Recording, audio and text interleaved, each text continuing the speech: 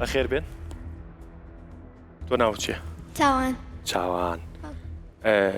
چاو لەکێ دایکم دایک ماشەڵڵا تۆ ناو چیە؟ دارین دارین؟ بەڵێ باشە چەند ساڵی؟ 9 ساڵ باشە تۆ ناو چیە؟ شەنگ چەند ساڵی؟ 13 ئەی تۆ لە چاو لەکێ داکم داک باشە ئەی تۆ چاو لەکێ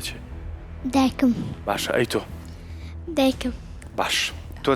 تۆ 9 ساڵ بووی؟ بەڵێ باش بەچیەوە مەشغوڵی تۆ؟ من لە ماڵەوەم لۆ خۆم تەماشای کارتۆنە فلیمەکان دەکەم و لە ماڵەوە ئەندێک دادەنیشم و یاروشتووە ئەەکەم بەڕاستە؟ بەڵێ باشە ئەی تۆ بەچیەوە مەشغوڵی؟ من کاری دەستی دەکەم بۆ خۆم لە تەماشای یوتیوب دەکەم یاریش دەکەم باشە چی یاریەکەکەی زیاتر حەز لە چی یاریەکە؟ یعنی جیرانانێ ئەو شتانە ئەوەی کە دانیشید ماڵ دروست دەکەیت و بەگاڵتەوە چێژ لێنەیت و شتانە ئێمە لە سلەیمانی پێڵین ماڵە باجێنە ئێوە چی پێڵێن؟ وڵا نازانی باشە تۆ تەمەنە چەند بوو؟ 11 11 ساڵ؟ ئای ماشەڵانی لە چەنی؟ چۆن؟ لە مەکتەب لە چ پۆلی چەنی؟ پۆلی پێنجم ئای ماش ینی ئەم ساڵ بێتەوە لە شەشی ئافرین ئەی تۆ بەچیەوە مەشغوڵی؟ ینی بەچیەوە خۆ خەریکەکەی ڕۆژانە؟ من هەندێک جار لە ماڵەوە کاری دایکم دەکەم و دەست هەندێک جاریش لە خۆم ڕسمی خەتات هەیە بۆی دەست خەتم جوان بیتن ئەوەی کە بەکاڵی نووسرا و تۆ تۆخیەکەیتەوە بەڵێ حەز لەوەیە؟ بەڵێ حەز لە چ ڕەنگێکە تۆ؟ من حەزم لە ڕەنگی سوورە سوور؟ بەڵێ باشە ڕەنگ هەیە ئەڵێن ڕەنگ هەیە کچانێ و ڕەنگ هەیە کوڕانێ و شتی وایە؟ بەڵێ ئێستا من ئەگەر جلێکی پەمەی لەبەرکەمە بم بە کچ؟ ینی کچانە دەرەکەوم شتی وایە؟ نا شەر نییە وەنیە؟ بەڵێ باشە ئەی تۆ بەچیەوە مەشغوڵی؟ من ئەچم بۆ ڕاضە باشە و هەمانیش ئەم حەزمێ لوغای فەڕەنسی فێر بوو زۆر باش ئاپەک هەیە لەسەر ئەو ئاپەی فێری ئەگەر بە فەڕەنسی بە من بڵێ چۆنیەڵی چی؟ کۆمۆساڤە کۆمۆساڤە باشە ئەی تۆ بەچیەوە خەریکی؟ من بەکاری ماڵەوە یعنی دایکمە کارێکم پێ بکە بۆ ئامەدەم ئای زۆر باشە پرسیارێکتان لێ یەکەم نازانم وەکو چۆن ئەم پرسیارانم بە سادەیی کرد پرسیارێکی تریشتان لێ یەکەم لە تۆ دەست پێکەم باشە؟ شوکردن و ژنهێنان و شتانە چییە؟ هیچی لێزانی؟ ینی لە تەمەنی بچووک؟ نا بەس ئیتر ینی لە تەمەنی گەورە هیچی لێزانی ینی ئەگەر کەسێک شوو بکات چییە بێت چیانی چی لێ ماڵیە بێت چییە چۆنە؟ ئەیوێ خێزانێک بۆ خۆی دروست بکاتن ینی ناڵ و ئەوانەی بێتن باش ئەی تۆ ئەڵێ چی؟ چۆن؟ یعنی شوکردن و ژنێنان چییە؟ شوکردن چییە؟ ماڵ یعنی ماڵی وڵا من زانیاریم لۆسۆ نییە زانیاری و نییە؟ تۆ تەمەنە چەنەوە زانیاری و نییە؟ 11 باشە ئەو زۆر باشە ئەی تۆ؟ من ینی لە تەمەی ئەو شوکرد ئەوانە نایزانم نەیزانی؟ نەخێر تۆ تەمەنە چەنە؟ 9 ساڵ ئای باشە ئەی تۆ؟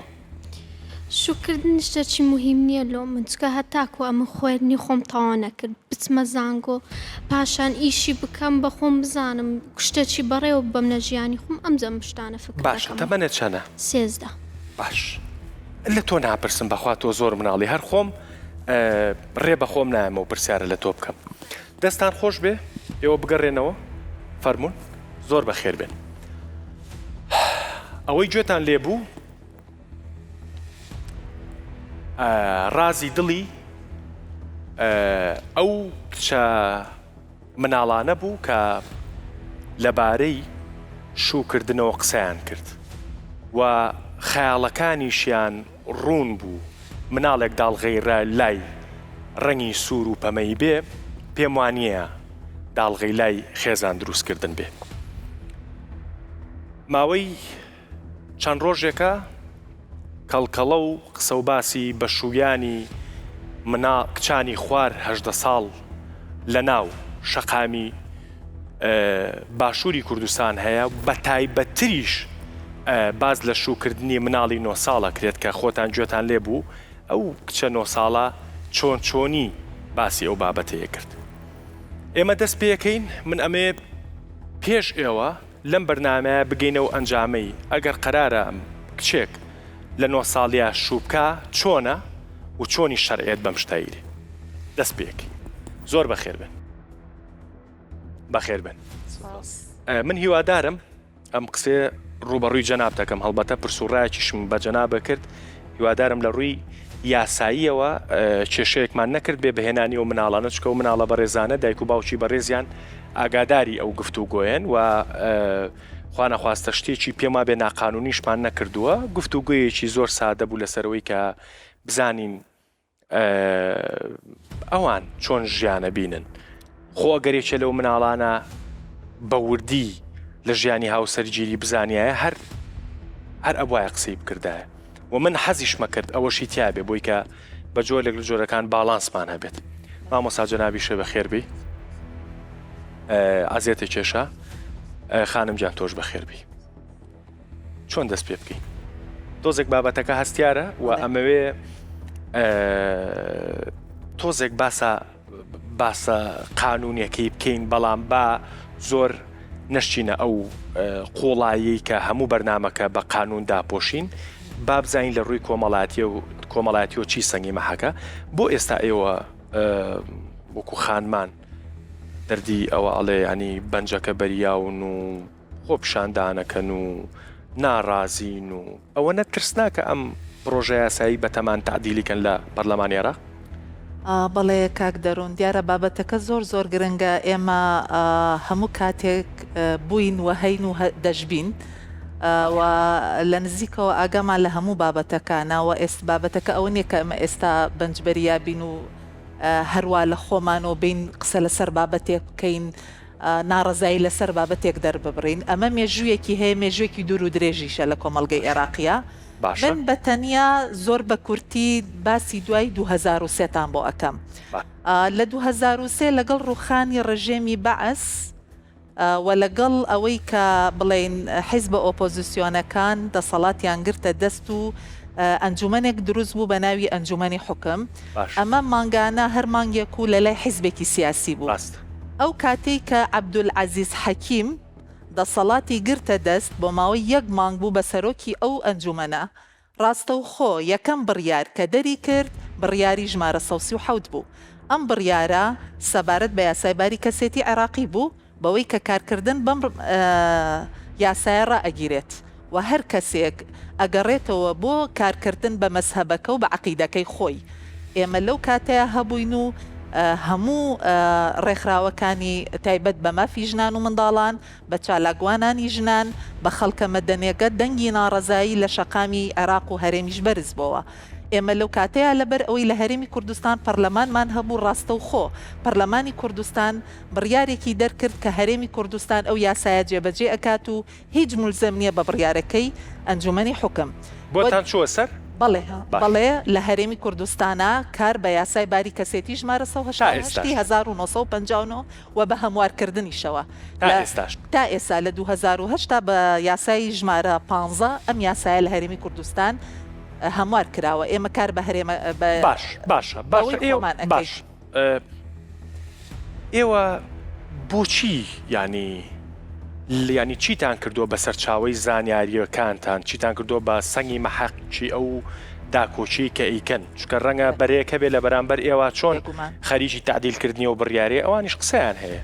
ئێوە چیتان مەسەلەن چی سەنگی مەحەکە بۆی کە کچێک لە 9 ساڵیە نابێ شووبکە؟ بەڵێ ئێمە دیارە وەکو ئاماژەم پێ پرسیارەکە لای تۆیە بەس مەبەستم. بەڵێ لە ڕووی یاسایەکەوە ئێمە یاسای باری کەسێتی شیاوی هاوسەرگیری دیاری کردووە.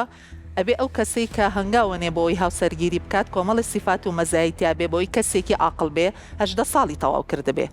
و ئەمەش یاسای باری کەسێتی ژمارە 188 سەرچاوی سەرەکیەکەی شریعەتی ئیسلامیە واتە ئەو 94 مادەیە کە بابەتەکانی هاوسەرگیری و جیابوونەوە و میراث و وەسیەی لە خۆی گرتووە سەرچاوی سەرەکی شریعەتی ئیسلامیە و خۆی لە قانونەکەیە هاتووە ئەڵێ کار بەم 94 مادەیە ئەکرێ. ئەگەر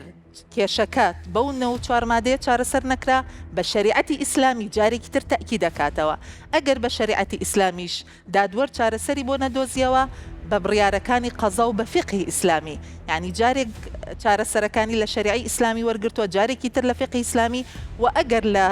دادگای وڵاتەکەی خۆمانانە بوو هاوشێوەی وڵاتەکانی دراوسێمان کە هەر سەرچاوەکەیان شەریعی ئیسلامیە. بۆیە سەرچاوی سەرەکی ئەم یاسایە شەریعی ئیسلامیە و ئێستا کێشەتان لەگەڵ ئەو یاسایانە نەخێر ئێمە ئەو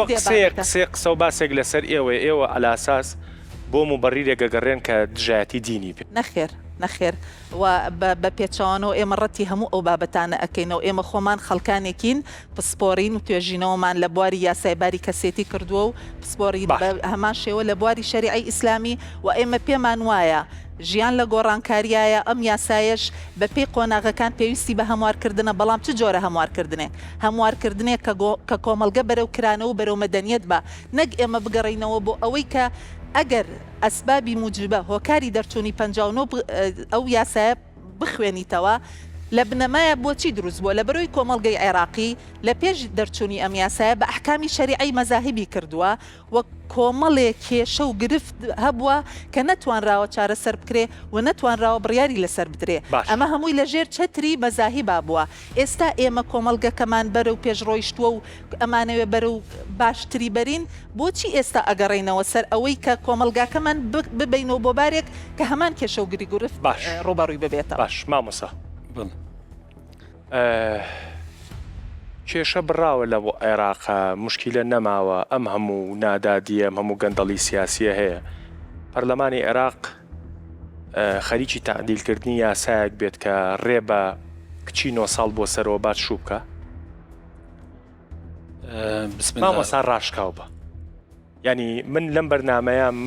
من حەزمە کرد بەڕاستی کەسێکی 100% هەڵقوڵاوی ئەو بیرکردنەوەی ئامادە نەبوو بێتە بەرنامەکۆ، بەس ئەمێ ڕاشکاو بین بووی کە قەناعەتێک دروستکەین. بسم الله الرحمن الرحيم وصلى الله على سيدنا محمد وعلى أهل بيته الطيبين الطاهرين. من پێشەکی دەستخۆشی لێتان دەکەم بۆ بەرنامی جوانەیەوە و لە بینەرار و بیسەرانی ڕۆدا. حقیقەتەن ئێمە کە خۆمان بە عنوانی بڵێن نوێنەری یاسا و قانونی ئیسلامی دەزانین، باش ئێمە بەرنامەکمان هەیە، قانونێکمان هەیە بناوی قورئان و بەرنامەی حەزرەتی ڕەسوول الله صلی الله علیه و آله وسلم کە بۆ مەیناندووە. ئەوەی کە خوشکمان ئیشارە پێی کردوتەوە کە ئێستا ئەمە ڕۆ بەلای مەدەنیەت دەڕووینەوە، ئەو مەدەنیەتی کە بۆ پێشکەوتن و بۆ زۆر بەرنامەی تری ئەوەدایە خەڵکە لە ئێمە وا دەزانێت کە مەسەڵەن ئیسلام دینێکی کۆنە 1400 ساڵ پێش ئەمە هاتیە و هیچ بەرنامەک و یاسای بۆ ئەمڕۆ بۆ مستەقبەلی خۆی نیتە. بەڵام ئەگەر ئێمە بە جوانی تەماشای قورئانی بکەین و حەدیسی صحیح حەزرەت ڕەسوول الله صلی الله علیه و آله وسلم بکەین و هیچ ئاەتێک جنابتان ناتوانن ببینن کە ئەمری بە ئێمە بە مسلمانان کردبێت کە ئێوە دەبێت کچەکانی خۆتان لە تەمەنی 9 ساڵی بەشوو بدنەوە، ناتوانین ببینەوە. و هیچ حەدیث و ڕواەتێکش لە زاری حەزرەتی ڕەسوول الله ئەهلی بەیتی پێغەمبەر ناتوانی ببینیەوە کە بڵێت بڵێ ئەتۆ دەبێت کچەکانی خۆتان بە تەمەنی 9 ئێمە لە کۆی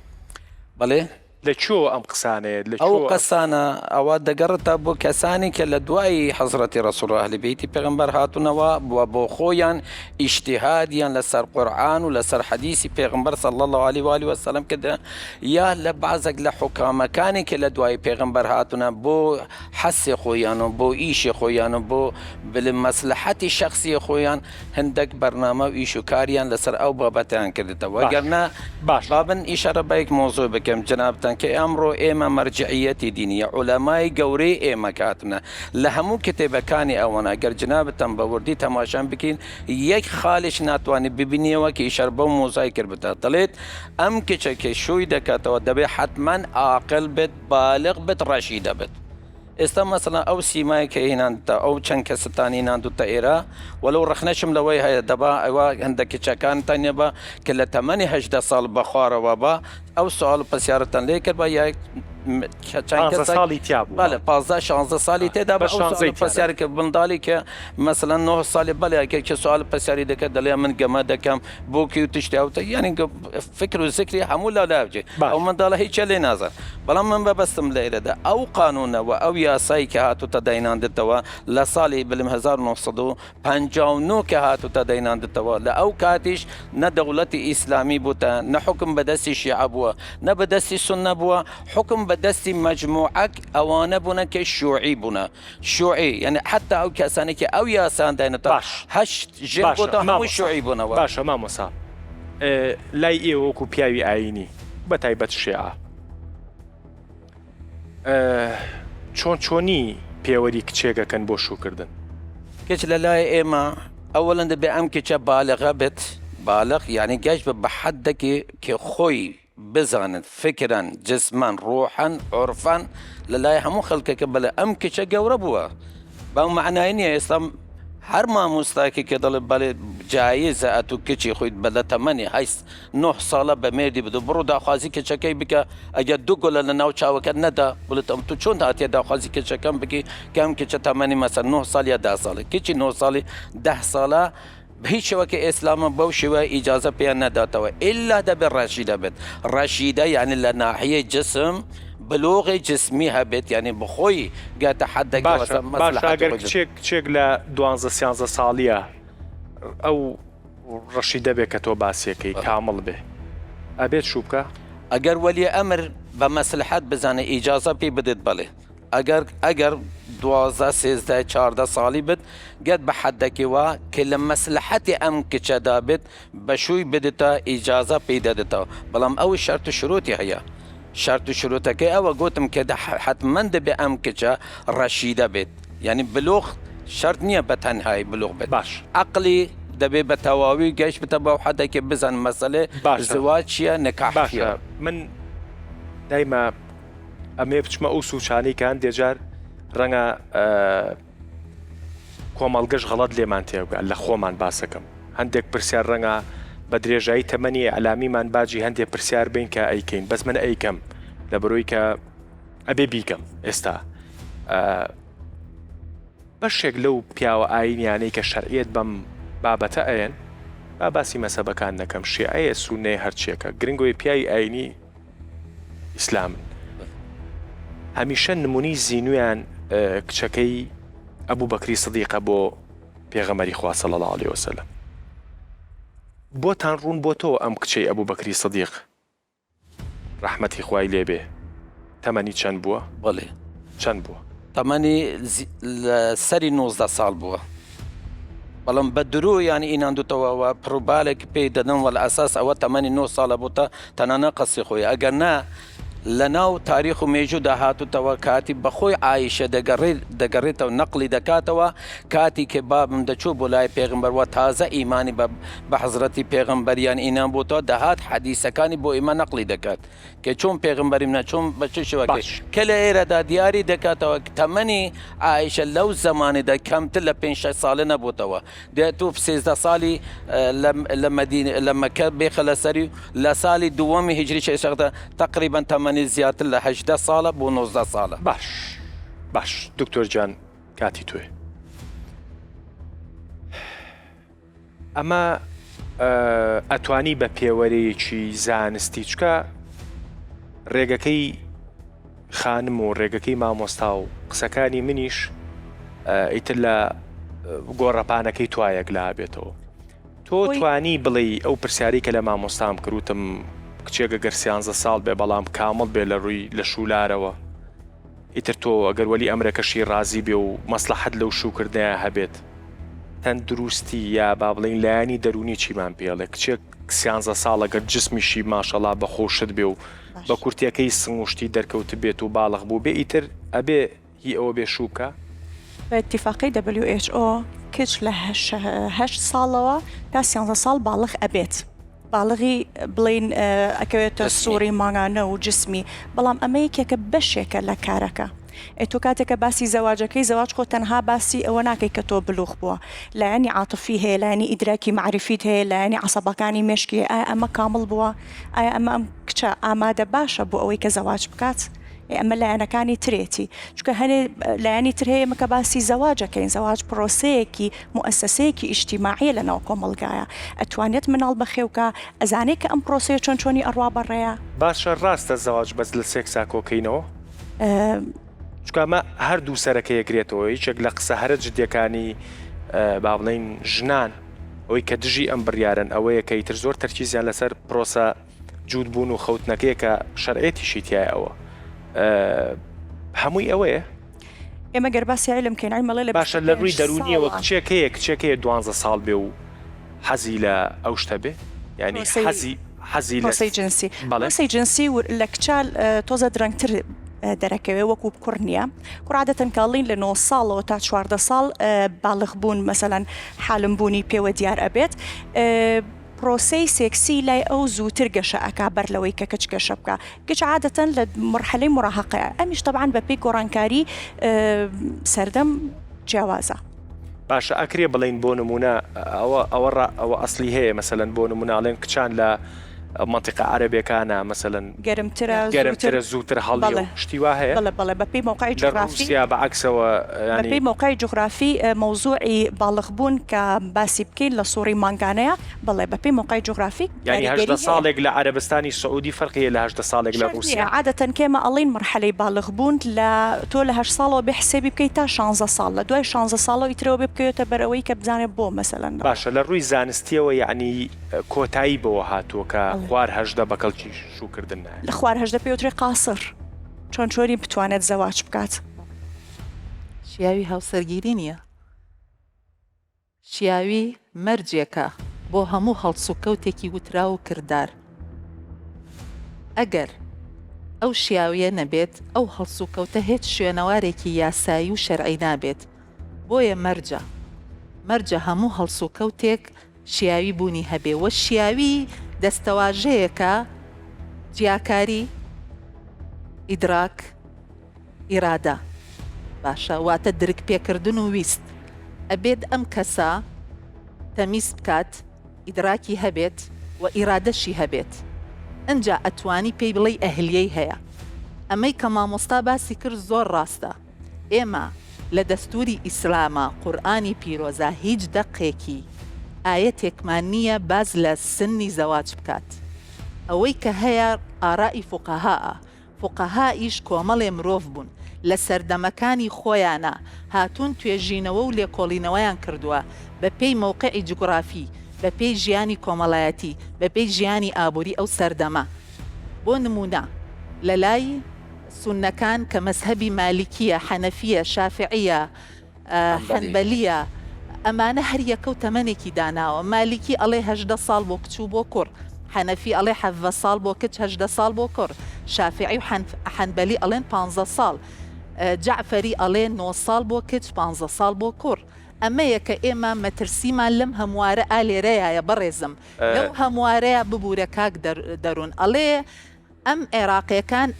بۆیان هەیە هەر کەسە و بە پێی مەزهەبی خۆی یاسای باری کەسێتی ڕێک بخە کە تۆ تاکەکانی کۆمەلگەی عێراقت بە هەرێمی شەوگەڕاندەوە بۆ مەزاهیبی خۆی چ سەر لە شێواویەک دروست ئەبێت تاکەکان دادگان ئیشی نامێنێ ئەمە ئەوان ئەڵێن مادەی چلوویەکی دەستور دەیان مادەی تری دەستوریمان هەیە کە پێچەوانەی ئەوەیە مادەی حەقی طفل حەقی ئەمومە حەقی ئوسرا مەسەلەی دادگاچیان بەدڵ نەبووی جێرنەوە بۆ ناو خێڵ و ئەزانی چۆن کۆمەڵێ بابەتە ئەڵێ هەر تاکێک بگەڕێتەوە بۆ مەسەبی خۆی باش لە مەسەبەکانیش خلاف هەیە ئەگەر ژن و مێردێک هەر کەسە و سەر بە مەسەبێک بێ ئەگەڕێتەوە بۆ مەسەبی مرد ئالێرە شاکوە عێراقیەکان متەساوین ئەوە تا فەزلی پیاوێکدا بەسەر ژنێک دوای ئەوە کۆمەڵێ ئەڵێ مدەوینەی شەرعی ئەبێت باشە تۆ پەرلەمانتارێک باشە ئەمە باواز لەوە تاو ڕوونە ئیتر خوار 18 ساڵ بە پێی زانست نابێت بەس ئەمە مامۆستا ئیسفادەکەی چییە ئەمە بۆ ینی من لەگەڵ ئەو حەدە تەحدیدە نیمە کە بڵێن وەڵای 18 ساڵ بێتە تەعینکردن بدە حەدێک بۆ زواجی کوڕ و کچ پێی شێوەکە لەگەڵ ئەو دانینم ئیسلامش لەگەڵ ئەو تشتا دێن هیچ حەدی مەحدودیان نەکەی چی لەگەڵا ئیلا ئیسلام ئەبێ سەیریکەی آخر چی ئەم سەنگی سێ خاڵی دەیناندوتە بۆ زواج ئەوەی کە یەکێک لەوانەیە کە ئەگەر بە حەدێکی وانە بکە مەسلحەت بزانێ وەلی ئەمر وە کەسانی کە بسپۆرن و شارەزان لەو بابەتیدا تەداخلی ئەو مەسەلادی بکەن کە بڵێن وڵی مەسەڵەن زواجکردن بۆ ئەمە یا لە بە مەسلحەتیە لە بەزارێری ئەگە بە مەسلحەت بێت بە شووی بدنەوە لە تەمەنێک باشە مامۆسان پرسیارە لێ یەکەم بۆ دوای ناوبڕەکە جوابم بەرەوە ئەگەر کچێکی 12 ساڵ وەلی ئەملەکەی ئامادە بێت و شکڵ و شێوە و جسمیشی ئامادە بێ بۆ ئەو پرۆسەیە بە چاو من بە کچم بێت یانیا بە خوشکم بێخۆی چێک لەو کچە جوانانەی ئێستا قسەم لەگەڵاکردن بە کچم بێت بە خوشکم بێت وەکو باران وایە بۆ من بەڵام بە شکڵ ماشەڵا پڕ و تێر و تەسەل بوو بەڵام حەزی لە ڕەنگی سوور بوو مامۆستا دڕون ئەوە شەرت نینە باشە من ئەو پرسیارە لێ یەکەم بۆ دوای بڕەکە ئەگەر کچێکی 12 ساڵی کامڵ و ڕاشید بە قسەی خۆتان بێتە بەردەمێ بۆ مارەکردن تۆ مارەیەکەی جوابم مێرۆ بۆ دوای ناوبڕەکەی بە هیچ شێوەکی کچێکی 12 ساڵە بە هیچ شێوەکی من ماری ناکەمەوە باشە کاتە خۆ نەگرتانەوە یەک چۆڕ ئاوە خۆینەوە و دەست پێەکەین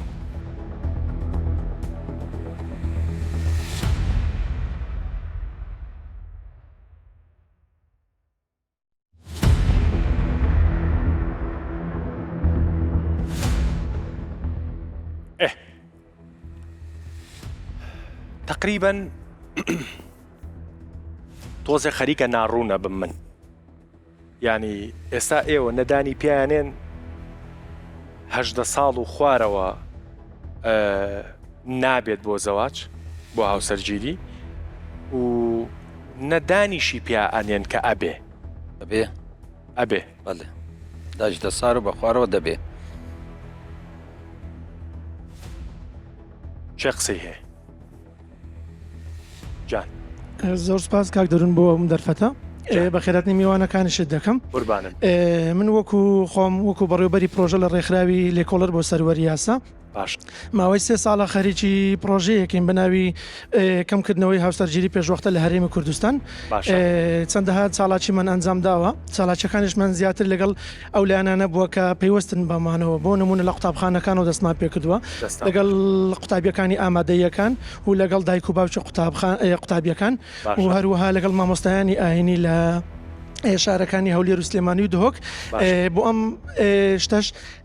داتایەکمان لایە لە ساڵی 2022ەوە داتای 2020مان لایە بەڵام خەریکی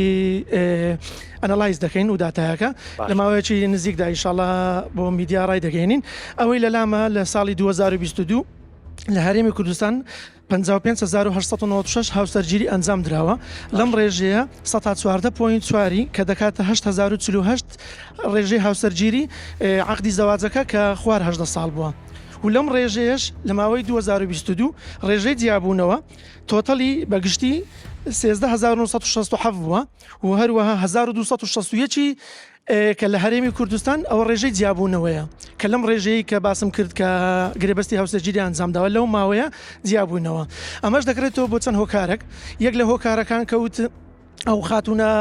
ئەڤین خان باسی کرد وتی لە خوار 18 ساڵ عقل و شت کامل نابێتن بۆ نمونە لە منداڵ یعنی ناتوانێت بڕیار بدا بڕیار لەسەر داهاتوی خۆی بدا ناتوانێت ڕاستە لەوانەیە لە ڕووی جەستەیەوە بەرەو پێش چوو بێ بەڵام لە ڕووی عقلیەوە ناتوانێت بڕیار لەسەر داهاتوی خۆ بدە ناتوانێت خێزان بەڕێوە بە ئەمەش دەگەڕێتەوە بۆ چەند هۆکارێک لە کۆمەلگا یەک لە هۆکارانە ئەوەیە بە تایبەت لەو ناوچە دابڕاوەکان لەو ناوچانەی کە مەسەلەن دەتوانین بڵێن باش طبعاً زۆر دەستخۆشیم هەیە بۆتان چکە ئێمە وەکو میدیا هەمیشە ئەڤین خانیانی کاتێک کە ئەکەوینە ناوی بەرنامە بکەین زۆر پێویستمان بە داتایە نیمانە ئەو داتایانە زۆر بەرچاوڕوونیە بێمە دەسێ خۆش بێ مامۆساڵێ خوار هەژدا ئەیرێ بەشوو عقلیشی کامڵە بێ زانستەکەی ئێوە تاوایان تێڕوانینەکەی مامۆسا من ئەتوام لە ڕووی دەرونی و سەحەیەوە جوابت بۆمەوە خوار هەژدا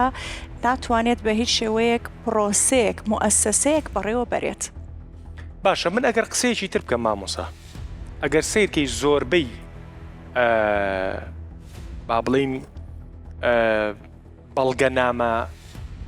جیهانیەکان مەسەلەن بۆ نمونە بەڵگەنامەیەک لە جیرفانی منە پێڵێن مۆڵەتی شۆفێری پێڵێن من بەیانی خۆم هەڵەبژێرم بۆ پەرلەمان کە شتیوان نابێقەت پێویستی بەو سەر و هەژدەیە مۆڵەتی شۆفێری پێویستی بەو سەر و هەژدەیە و خۆ مناڵ هەیە لە دنیای و لە کوردستانیشە ڕەنگە لە من و تۆ زۆر زیرەکتر بێ لە ئایتیە بەڵام ئەگەر پێشکەشی کۆمپانیایەکی بکات براکەی منی لێبێ وەری ناگرێ چکاڵێت تۆ خوار هەژدەی ئەکرێ بڵین لە بەرەوەی ئەم زیرەکە و ئیمکانیەتی هەیە و ئەوەی هەیە دەی وەریگرن ئەکرێ لە بەرەوەی ئەم مناڵێکی زیرەکە وایە مۆڵەتی شۆفێری بیتێ ئەو تحدیدایی کە هاتوتەکردم نازم ئەو تحدیدە لەکوێ هاتوتە دایناندنێکی 18 ساڵ ئللا دەبێت بۆ زواج بێت بۆ ئیش بێت بۆ کار بێت ئەگەر نامە تەماشای کۆمەلگای خۆمان بکەین تەماشای یاسای هەموو وڵاتەکانی دەرەوە بکەن ئەو تحدینینە ڕەنگە هەندێک وڵاتێک هەبن مەسا ئەو قانونی زواج 18 ساڵ داینا بە هەندێک وڵاتش هەیە کەمتر لە 18 دەن 16 دەنە 15 بەڵام ئەوە تحدید نەکرەوە لە دوای ماوەکی تر بەسەردا چووە هاتنە هەستان دیدن کێشە لە ناو کۆمەلگای ئەوەنە دروست بتە قانونەکان گۆڕان یا هەندە تەبسەرە بۆیان داینادوتەوە کە دەبێت بەو خصوصیەتە بەو شەرایەتە ئیجازە و ڕێگا پێیان بدێتەوە هەم بۆ ئیش و کار هەم بۆ دێ خانم کە ئیشارە بەوەی دەکاتێکە لە لای درون ناسان ئەوانەی کە درون دایناسنەوە هیچ یەکێک لەوانە نەهاتوتەوە ئەوانەی کە معروفە مەشهورن نەهاتونە تحدیدیان نەکردوتەوە کە ئللا دەبێت ئەتو کچەکە یا کوڕەکە لە تەمەنی 18 ساڵە ئەوانە پرۆسەی زواج مەسەڵەن ئەنجام بدەنەوە بە هیچ وەکە نهاتونە باشە کێشەیە ئەم کچە 3 ساڵی تر لە ماڵی باوچە بمێنێتەوە ینی کێشە نییە بەڵام ئەگەر بچێتە ماڵی مێردەکەش یعنی کێشەی لەکوێدایە ئەگەر حەزی لەوێ بێت لە حالەتی مەسەڵەن دەڵێن کێشەکەی لە 5 ساڵیا ئیجازە پێدادات چیە لە 5 ساڵیا چێتە ماڵوی مردی خۆی و من تەواوی حرمەتم بۆ مامۆستا هەیە لە ڕووی علمیەوە قسە ئەەکەم لەسەر نەفەر و دوون عین و دوعینە قسە ناکەم لەسەر سامپڵێک و دوان لە ناو کۆمەڵگەی عێراقیە باسی تەواوی جیهانەکەین کاتێک ئێمە باسی مناڵێکەکەین لە 0 بۆ 18 ساڵەوە حەز و ئارەزۆکانی باسەکەین باسی لایەنی عاتفی ئەەکەین ئەسڵەن نێرۆلۆجی علمی ئەعساب ئەڵێ خانەکانی مێشک لە 25 ساڵە کامڵ ئەبێت باشە ئێمە باسی ئینسانێکەکەین کە خێنە ناو مؤسسێک و پرۆسێک و باسی لایەنێکی جنسی ناکەین بەتەنیا باسی ئەهەمیەتی و قودسیەتی ئەەکەین بەس تەرکیزی لای ئەمەی ئێستا باسەکرێ بڵێ باسی یەک لایەنی ئەکرێ کە ئەم مناڵە نایزانێت ئەم مناڵە بەسەزانە زۆر جوان بۆ ئەو کارکتەرانی کە هاتبوون بۆ ئێرە یەکیشان باسەوەی کرد ماڵە باجێنە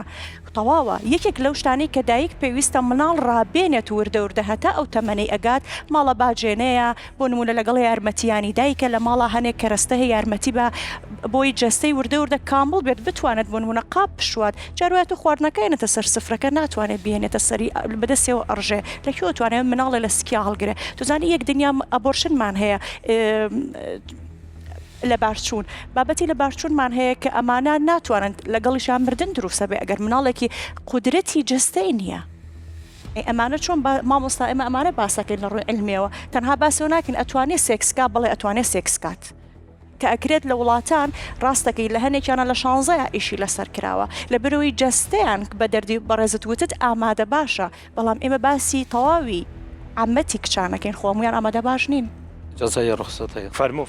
ئەگەر ئێمە تەماشای منداڵەکانی خۆمان بکە کە منداڵەکانی مە لە تەمەنی 3 ساڵ و 4 ساڵە دەیبنە بۆ ڕەوزە و لە دوای ئەوەی لە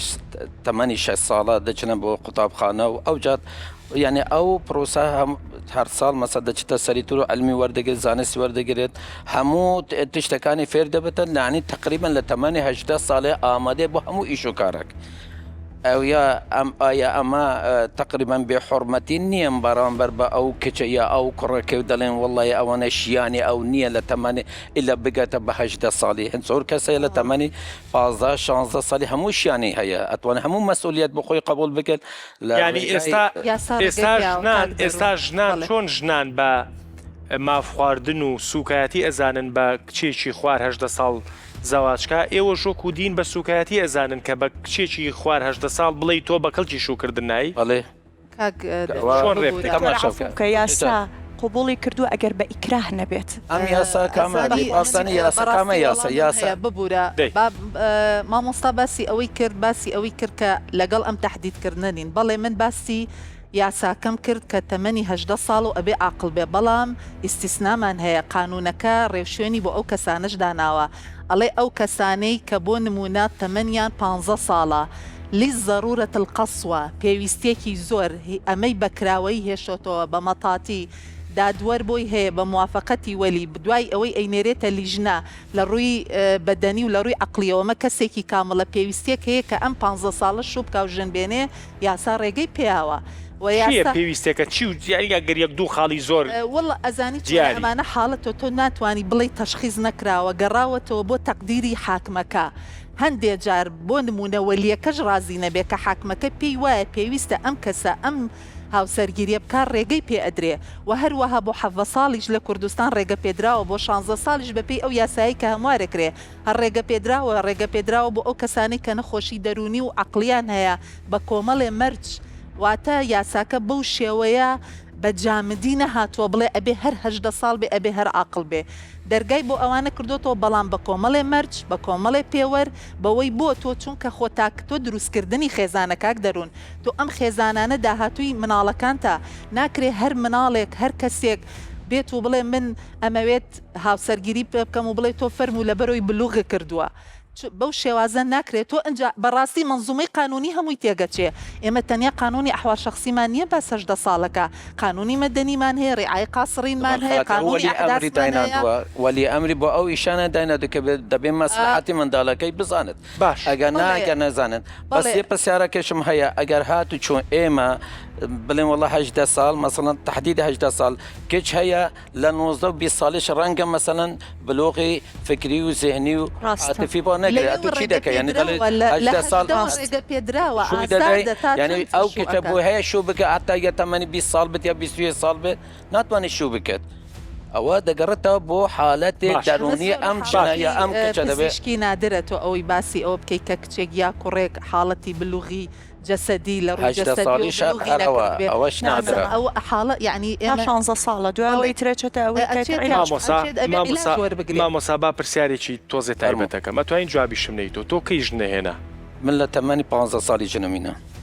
بۆی ئەم دیفاع ناتفا ناکەم ئەمن بالغ بووم و داخوازیم هەبوو و حەزشم هەبوو حقیقەتەن و لە تەمەنی 15 ساڵی ژنەمیناندیە و کچەکەشم لە تەمەنی 15 ساڵی بە مێردمدا کە دیتم مەسلحەت وا دەخوازت کە من ئەو کچە دەم و خۆشبەختە و دڵخۆشە و کەیف خۆشە و چوتە سەر ڕست و ژیاری خۆی کێشە لەکوێدایە ئەو تحدیدە لەکوێ ڕاهاتەوەیە ئەو کچە ڕێڕەوی ژیانی ئەگۆڕێ ناتوانێت خوێندن تەواو بکە ناتوانێت بڕوانامەی خۆی هەبێت ناتوانێت لە داهاتووە ببێتە ئەوەی کە تاکێک بێت لە کۆمەڵگەکەیان ڕۆڵێکی خۆی بگێڕێ تۆ کە باسی ئەوە ئەەکەین کە تۆ ئەڵی 18 ساڵ ئەمە ئەهلەی دراوەتێ کاک دەرون تۆ ئەکرێن مناڵێکی 9 ساڵ ڕێگەی بیت هاوسەرگیری بکە ئەمە ئیتر ئەی ئەم 9 ساڵە لە قانونی مەدەنی چۆن مامەڵی لەگەڵەکەی ئەم کەسە باسی مۆڵەتی شۆفێریت کردیان واتە کە لە ڕووی هەڵسوکەوتی یاساییەوە ئەم کەسە ئەبێتە 18 ساڵ تاوانێک ڕووبە لە ڕووی سەرپێچیەوە لە ڕووی کەتنەوە لە ڕووی تاوانەوە لە ڕووی شیاوی هاوسەرگیریەوە ئەو ئەرکانەی کە یاسا ئەو مافانەی پێیاوەتی ئایا ئەتوانێت لە ڕووی یاساییەوە هەمووی جێبەجێ ئەمە هەمووی منزومە قانونەکە تۆزێ بچینە لای وەلی ئەمر لە ڕۆ دەرونیەکەیەوە لای بەشێکی با نەڵین کەم و زۆر بەڵام لای بەشێک لە بەتایبەت خێزانی کورد و بەتایبەت پیاوانی کورد ینی کچێک کە لە ماڵەکەیان نابێ وەکو خەتەرێک سەیرێکە وەکو وەختی خۆی درامایە کرایوت ئەمە بەرمی لە باروتە و نازانم چی و چی ئایا کچێک لە ماڵەوە بێت وەختی شووی هات بێت و ئیتر چوزانم نەی بەشوو بەرمی لە باروتە یعنی چی بەو کە سوکارە چی بەو خێزانانە ئەڵێ چکامە وەلی ئەمریش ئیشی ڕیانی ڕۆڵێکی سەرچێ بینێ لەم شتا خۆگەل وەری ئەمرەکە نەبێت چێ توانێ کچێکی 12 ساڵ لە ماڵی باوکی بێنێتە دەرەوە وەنیە؟ کچێکی 12 ساڵ هێشتا مناڵە تەسەور ناکەم وەلی ئەمر خۆی بتوانێت بیا بەشوو لە کاتێکا پێویستی بەوە ئێمە لە کلینیک هەزارەها مناڵمان بۆیە کە لە مووی لەو تەمەنان هەمووی ناتوانێت بەبێ دایکی بخەوێت ترسی هەیە ناچێت مناڵن ئێمە بەستم ئەوەیە کاتی ئەمە مناڵە ناتوانێت بەتەنیا بخەوێ بۆ نمونە هەنێ پرۆسە هەیە نایکا لە ماڵەوە بەبێ دایکی باوکی ناڕواتە دەرەوە هێشتا هەرێک مەسەلەن مەسائلی هێشتا پڕ نەبۆتەوە بۆ نمونە هار و هاجە بۆ نمونە تااقەتی هەنێشتی نییە بۆ نمونە تااقەتی نییە سعی بکە ئەمانە هەمووی لەو تەمەنای ئەمە فی عمرەیە کە باسێکین ئەمە کاتێ باوکی ئەیبینێ بۆ شێوە یا بەشوو ئێوەنی یا بەشوو چۆرە یا بەشوو کە هێشتا ئەو ئەسڵەن ڕاکە بە دوایە فەقیرە داینی شوێنە لە ماڵەکەیە بە قسەی دایک و باوشی ناکە لە چۆ توانێت مؤسسەیەک بەڕێوە باش وابزانم قسەتان هەیە جان بەس کورت کاک دەروون دەستخۆشتانی دەکەم لەو بەرنامەیە قوربانێ من ڕابۆچنم نییە لە سەوتەوەری تەنها ئەوەی دەڵێم واقعەک من داپیرم لە 14 ساڵی شووی کرد و 13 منداڵیشی پەروەردە کرد ماشەڵ یعنی و 6 کوڕیشی لە بارچوو یعنی دەکات چەند 90 منداڵ ژیانێکی زۆر باش بوو کە باپیریشم ئەمری خوای کرد پاش 15 ساڵی ئەو جە داپیرم ئەمری خوای کرد یانی 2012 تقریبا 12 لۆ 13 ئەمری خوای کرد داپیرم باپیرم لە 2002 یعنی بەنا ڕاستەخۆ پێمانەڵی داپیرم سەرکەوتوو بۆ کە بە 14 ساڵی زەواجی کردووە و 13 مناڵی هەیە و 5شی مردووە بەڵێ 6 مردووە 6 مامە مردووە یەک مامیشم مای ئایستا یاخواتە بەن درێژ بن جوابێکم بنەوە مامۆسا سلەیمانیە ئەڵێ ئەها ئەڵێ فیسکەیسمیڵێ دڵێ بەم قسەیە خۆش باش وڵی من بەس ئەوەندە دەڵێم نابێ ئێمە تهدید بکەین تهدیدی عمر تشتێکی غەڵەتە دەبێ بزانین ئەم کچە چ لە تەمەنی 14 ساڵی بێت یا لە تەمەنی 20 یا 23 بەسەرەوە بێت هەر کاتی کە بەخۆی مەسلحەت دەزانێت خانەوادێ و عایلێ ئەوە بە مەسلحەت بزانێت کە ئەم کچە دەبێت شوو بکرد با بە شووی بدەن تهدید نەکەن لەوەی کە لە تەمەنی 18 ساڵ بێت یا لەسەرەوە بێت ئەو تهدیدە لە هیچ جگاکی نهاتوتەوە مەگەر لە هەندێک قانون یاسایەکانی دەرەوە لە غەرب ئەو یاسا و قانون هاتە کە ئەوە مخالفی یاسا و قانونی ئیسلامە بەرنامەکە بۆ شڵەقانی ینی جان زۆر سپاس بە ئەو دەرفەتە لەسەرەتاوە هەندێک قسەم هەبوو هەندێک کۆمنت لەسەر قسەکانی بەوە دەست پێ دەکەم گوتی وەلی ئەمر بڕیار دەدا کچی باشترینە